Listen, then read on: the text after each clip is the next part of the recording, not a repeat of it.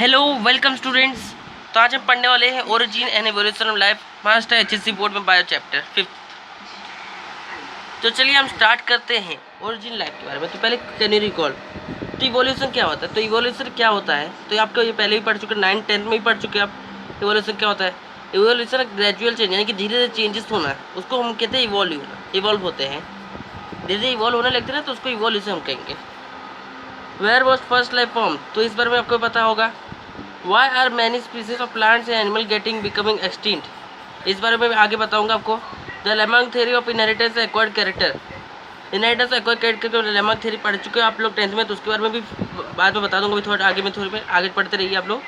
What speciation, इसके बारे में बता रहा वाला हूँ। तो पहले हम चैप्टर स्टार्ट करते हैं, उसी बीच में सभी आएंगे, सभी चीज डिटेल में आपको बताऊंगा जहाँ जैसा चौथ रहेगा। Origin of life, the life matter so attributes of character like responsiveness, growth, metabolism, energy transformation and reproduction. तो जो लाइफ मैटर होता है, उसके लाइफ किस पे मैटर होता है? उसके एट्रीब्यूट्स और कैरेक्टर के ऊपर, जैसे कि रिस्पॉन्सिवनेस है, उसका ग्रोथ है, मेटाबॉलिज्म जैसे ब्रेकिंग और मेकिंग ऑफ एनर्जी ट्रांसफॉर्मेशन है, रिप्रोडक्शन है, ये सब उसके लाइफ लिविंग के ऊपर लिविंग मैटर होता है इस चीज़ पे। As per as of original life is considered, it has remained an enigma और इंटेलेक्चुअल एट ऑल टाइम। तो जैसे जैसे ओरिजिन ऑफ लाइफ का कंसिडर होते गया, तो ये एनिग्मा होते गया, यानी कि कुछ डिफिकल्ट सिचुएशन होते गए। Despite of advancement in various field like biochemistry, astrobiology, geography, molecular biology etcetera, scientist are unable to ascertain the truth. तो जो एनिग्मा यानी कि डिफिकल्ट सिचुएशन होंगे कि कैसे पता करें क्या है। तो जैसे जैसे एडवांसमेंट हो रहा है, पर अभी तक साइंटिस्ट ट्रुथ नहीं पता कर पाए। इतना सारा एडवांसमेंट हो गया, जैसे बायोकेमिस्ट्री हो गया, एस्ट्रोबायोलॉजी हो गया, ज्योग्राफी हो गया, मॉलिक्यूलर बायोलॉजी, पर बराबर ट्रुथ नहीं पता कर पाए कि पास्ट में आखिर हुआ कैसे, ओरिजिन ऑफ लाइफ कैसे हुआ, कि और लाइफ कैसे स्टार्ट हुई। इस बारे में various theories and hypothesis have been proposed to find the probable answer to this question. तो इस पर बहुत सारे थेरीज बन चुके हैं कि बराबर हाइपोथेसिस यानी कि थेरीज और स्टोरी बन चुके हैं, प्रपोज हो चुके हैं। पर प्रोबेबल आंसर है कि चांसेस दिए हैं, चांसेस के हिसाब से आंसर्स दिए हैं। बहुत सारे क्वेश्चंस हुए हैं। ओरिजिन ऑफ लाइफ इस टाइप से स्टार्ट हुए, बहुत टाइप के हुए हैं। Theory of special creation, it is the oldest theory and is based on religious belief without any scientific proof. It state all living organism are created by super natural power. तो एक theory of special creation के बारे में बताया जा रहा है। ये एक बहुत पुराना थ्योरी है और ये बेस्ड है रिलीजन बिलीफ पर, यानी कि रिलीजन बिलीफ विदाउट और बिना किसी साइंटिफिक प्रूफ के। It state all living organism are created by super natural power. तो यहाँ पे क्या बता रहे हैं कि बहुत पुराना ये है जो रिलीजन बिलीफ के रिलेटेड है, और ये बिना किसी साइंटिफिक प्रूफ के ये बताया जा रहा है कि जितने भी लिविंग ऑर्गेनिज्म सभी स्टेट के ये एक सुपर नेचुरल पावर से क्रिएट हुए हैं, एक super natural power. Cosmozoic theory, ये भी एक थ्योरी है, theory of panspermia. This theory advocates that life did not arise on the parent earth. तो ये क्या, ये थ्योरी कहता है कि जो लाइफ है अर्थ पे नहीं था, it have descended to the earth from other planet in the form of spores of microorganism called cosmozoa panspermia. तो यहाँ पे क्या बता रहा है कि यहाँ पे अर्थ पे दूसरे प्लैनेट से स्पोर्स ऑफ माइक्रो ऑर्गेनिज्म्स आए थे, जिनको हम कह सकते हैं कॉस्मोस या पैंसपर्मिया। तो recently NASA has reported fossil bacteria like organism on a piece of Martian rock recovered from Antarctica. तो अभी रिसेंटली नासा ने ये रिपोर्ट किया कि फॉसिल ऑफ जो बैक्टीरिया हैं, जैसे ऑर्गेनिज्म से पीस ऑफ मार्सियन रॉक है रिकवर्ड किया गया अंटार्कटिका से।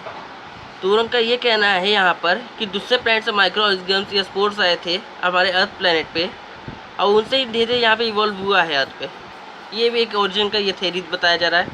उसका नेक्स्ट थ्योरी है theory of spontaneous generation abiogenesis. According to this life originated from non living material spontaneous. This theory was disproved by Louis Pasteur. तो यहाँ पे क्या बता रहा है कि लाइफ जो ओरिजिनेट हुआ तो नॉन लिविंग मटेरियल की मदद से हुआ था, और इस थ्योरी को डिसअप्रूव किया गया था, डिस्प्रूव्ड लुइस पैस्चर ने।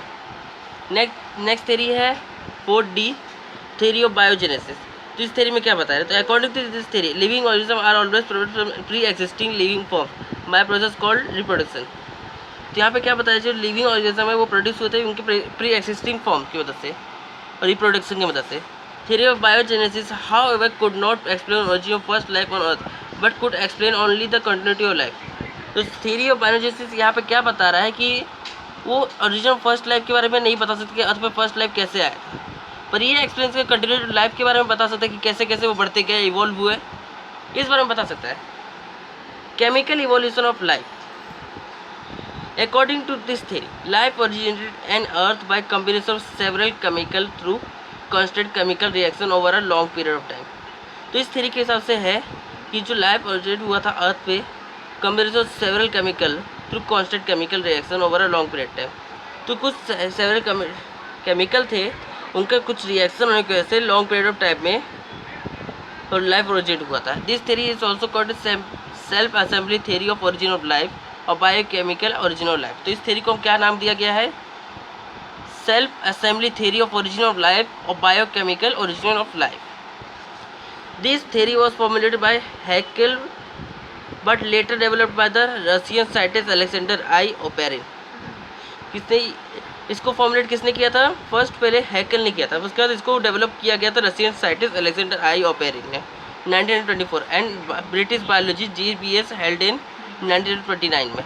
The process of chemical evolution can be divided into following step. तो जो प्रोसेस केमिकल इवोल्यूशन हुआ था वो कुछ स्टेप में डिवाइडेड है, तो चलो उस स्टेप को हम देखते हैं। Origin of earth and primitive atmosphere. जो the origin of universe was explain by the big bang theory of George Lemaitre 1935। तो जो ओरिजिन ऑफ यूनिवर्स का है, यूनिवर्स का जो यूनिवर्स कैसे स्टार्ट हुआ था उसके बारे में एक्सप्लेन किया था big bang theory of George big bang theory में, जिसको लिखा गया था George Lemaitre 1935। According to this theory the universe originated about 20 billion ago by a single huge titanic explosion। तो यहाँ पे बता रहा है कि जो बिग बैंग थ्योरी था, इस थ्योरी में क्या हुआ था, जो यूनिवर्स कैसे स्टार्ट हुआ 20 बिलियन ईयर्स पहले एक टाइटेनिक एक्सप्लोरेशन, यानी कि सब एक साथ मटेरियल एक साथ होके एक बहुत बड़ा एक्सप्लोरेशन हुआ था। As the expanded the temperature decreased and various galaxy of solid object were form. तो इस एक्सप्लोरेशन वजह से ना यूनिवर्स एक्सपांड हो गया और साथ में यहाँ पे टेम्परेचर डिक्रीज होने की वजह से बहुत सारी गैलेक्सी सॉलिड ऑब्जेक्ट में फॉर्म हो गए। Milky Way is one such galaxy of which our solar system is one small part. तो इसमें से मिल्की वे भी एक, यहाँ पे बताया जा रहा है कि मिल्की वे भी एक such galaxy of which our solar system is one small part. तो मिल्की वे भी एक गैलेक्सी है जो अपने सोलर सिस्टम की स्मॉल पार्ट है। Earth is one of the planet of solar system originated about 4.6 billion ago. तो earth भी प्लैनेट सोलर सिस्टम का प्लैनेट है हमारे, जो ओरिजिनेट हुआ था 4.6 बिलियन अगो पहले। When formed, it was a rotating cloud of hot gases and cosmic dust called nebula। जब ये बना था अर्थ तो ये एक रोटेटिंग क्लाउड था और हॉट गैसेस का और कॉस्मिक डस्ट थे इसमें, जिसे हम कह सकते हैं नेबुला। तो ये नेबुला का डेफिनेशन है, when formed it was a rotating cloud of hot gas, a rotating cloud of hot gases and cosmic dust called nebula। ये डेफिनेशन है, आप मार्क कर लीजिए, आपको शायद पूछा जा सकता है what is nebula. The condensation and cooling resulted in stratification with heavier elements like nickel and iron passing to the core and lighter ones like helium, hydrogen, nitrogen, oxygen, carbon etcetera remains on the surface. तो जो condensation होने लगा, अर्थ cool होने लगा, तो वहाँ जो heavier metal थे आयरन, निकल, ये सब कोर की नीचे की तरफ में होने लगे, और जो लाइटर मेटल थे जैसे helium, hydrogen, nitrogen, oxygen, carbon surface पे रह गए। They form the atmosphere of the earth. तो इनके मदद से हमारा अर्थ का एटमॉस्फेयर बना। The primitive atmosphere of the earth was quite different from the present one.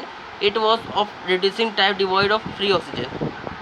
जो प्राइमेटिव एटमॉस्फेयर ऑफ अर्थ है वो क्वाइट डिफरेंट फॉर्म में, यानी कि ये जो हमारा जो एटमॉस्फेयर डिफरेंट फॉर्म में बना गया है, जिसके से डी वर्ड हुआ, हमारा फ्री ऑक्सीजन जो है डी वर्ड, यानी कि हमारे ओजोन लेयर की वजह से ना ऑक्सीजन बाहर नहीं जा पाया।